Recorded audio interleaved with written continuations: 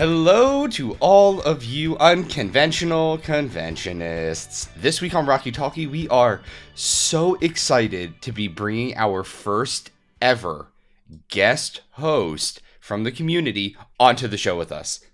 That's right. This week, we are very excited to be joined on air by the incredibly talented director of RHPS Buffalo, Jamie Nablo. Hi, Jamie. Hi, guys. Now, Jamie, before our full-length episode drops on Thursday, we thought it might be fun to give our listeners a chance to get to know you a little bit, so we came up with a little Q&A sesh. Are you ready to get grilled? Ready as I'll ever be. All right, so first up, Jamie, we'd love to hear just about your Rocky Horror origin story. How did you first get involved in Rocky and involved in the Shadowcasting community? Tell us your story. I have been watching Rocky since a really questionably young age, which apparently a lot of people have. I posted a TikTok recently and a lot of people have seen it very young, which is both like heartwarming and questionable parenting. But I saw it when I was younger, and I love the sparkly costumes, and I've never questioned a man in fishnets, and it was just fun, and there was something about it that I loved, so I always wanted to do it straight through high school. I always made my friends watch the movie, but I never really knew how to find that community in Buffalo, and there was a cast before ours. It was called Crazed Imagination. I think they disbanded in the early 2000s, and unbeknownst to me, our cast was founded in 2007 by our previous cast leader and founder, John Kehoe, and I cannot, for the life of me, remember how I met this man. I cannot pinpoint a date, Nice. a time, a project as to where I met John, but at some point in 2014, I think it was about August, I got a Facebook message saying, "Hey, do you know what Rocky Horror is?" And I was like, "Oh, yeah, absolutely." No, I've never heard of it before, ever. And I told him, I was like, "Oh, I made like a full screen accurate Columbia costume for Halloween a couple of years ago, so if you need a Columbia, I have that." And he was like, "Oh, no, I have one of those. I need a Janet." I was like, "Oh, okay."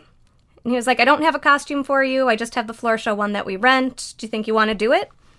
And I was like, "Yeah, sure, why not?" So I had a show prior to doing Rocky at Midnight that year. I rummaged through the theaters, limited costume supply, and found a passable pink dress that looks nothing like the one in the movie, but we went with it. Got my butt up on stage, terrified that I just didn't know what I was doing. And the rest was kind of history. 2014 was when I started, and here we are. I love that. That's fantastic, yeah. Yeah. Always getting thrown on, right? And it's always not the character you thought you would be. Yup, tell me about it. Play every single character, and I wanted to play two of them. When I first joined, my first cast was like, "Oh, I'd like to do Brad," and Ruth Finkwinter was like, "No, we need an Eddie." So, oh well, I've done Brad once in 20 years. So we know that you're the cast leader for RHPS Buffalo, and a fantastic one at that, and we would love to hear your progression from cast member to leadership. What was that transition like for you? We know it happened fairly recently, and just before the world blew up, no less. It must have been pretty challenging. So surprisingly, what happened was in 2014 when I came in, I didn't know much about it, but I had a lot of spunk for it. I was really excited. So after going on with nothing, that January I started working on a full screen accurate Janet costume, and no one's ever asked me to do anything that I do for my cast. I always wanted to do it. So I started building up everyone else's costumes, little bit by bit, piece by piece, and somehow over the time span of 2015 to about 2019, I became more of an assistant director or co-director to my friend John. So everyone on my cast would probably tell you I've been driving the train for a lot longer than I give myself credit for. But I always asked permission of who I saw as the director before doing something. Like when I brought Allie on to be Trixie, John didn't really know what Trixie was, but I had been learning from, the Rocky Horror Shadowcast group on Facebook and all of the casts in the country that I consider friends now. I've been, watching what you guys do and learning from you guys just from afar. Because I was really nervous to meet you guys. Not that you're intimidating, but I just didn't know that, our cast was good enough to come play with the big boys. Oh.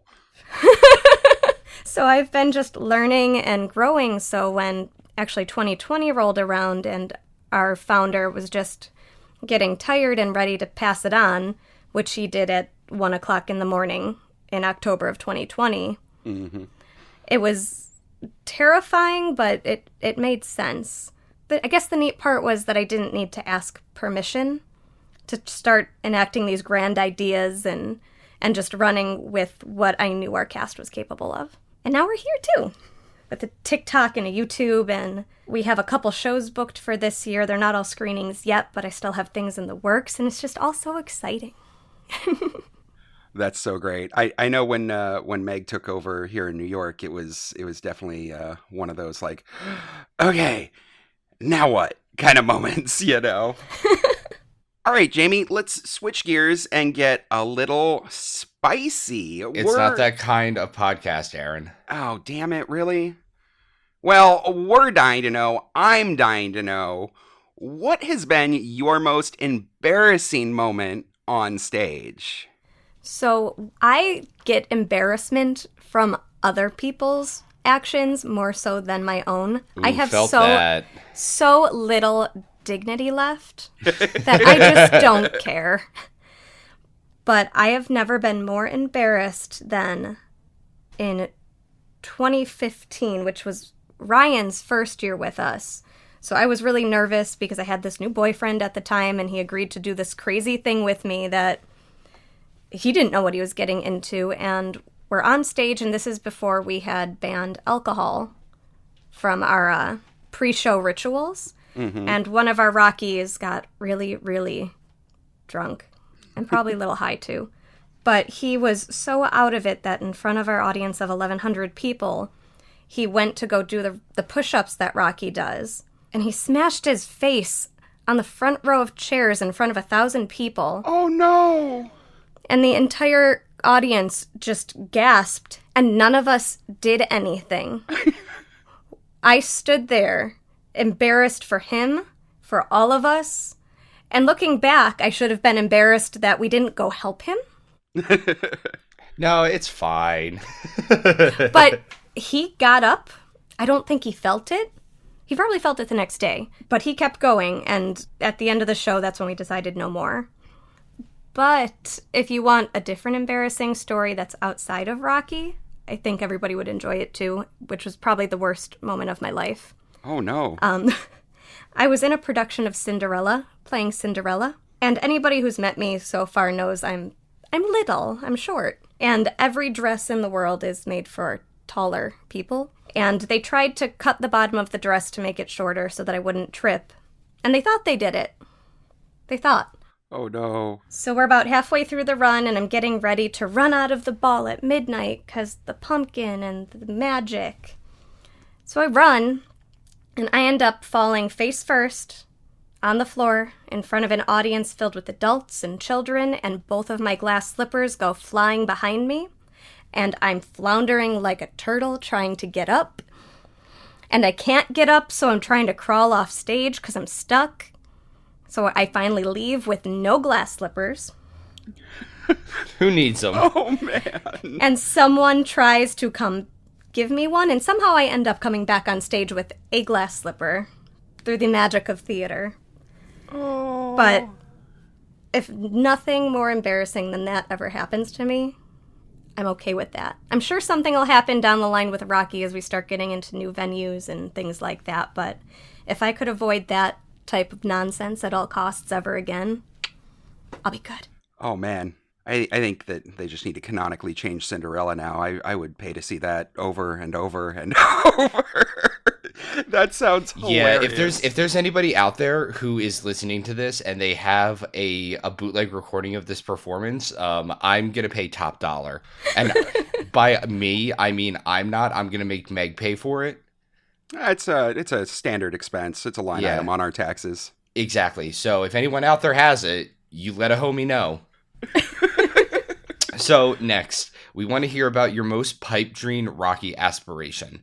What is something that you think would be really cool to do, but would be difficult to actually put into action?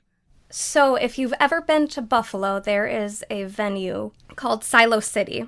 And Buffalo is part of, the Rust Belt, and we have these massive grain elevators in this complex that currently is kind of set aside for the arts. They're redoing a lot of it. And I've seen productions done there where they do like immersive theater and you get to go up in the grain mills and everything.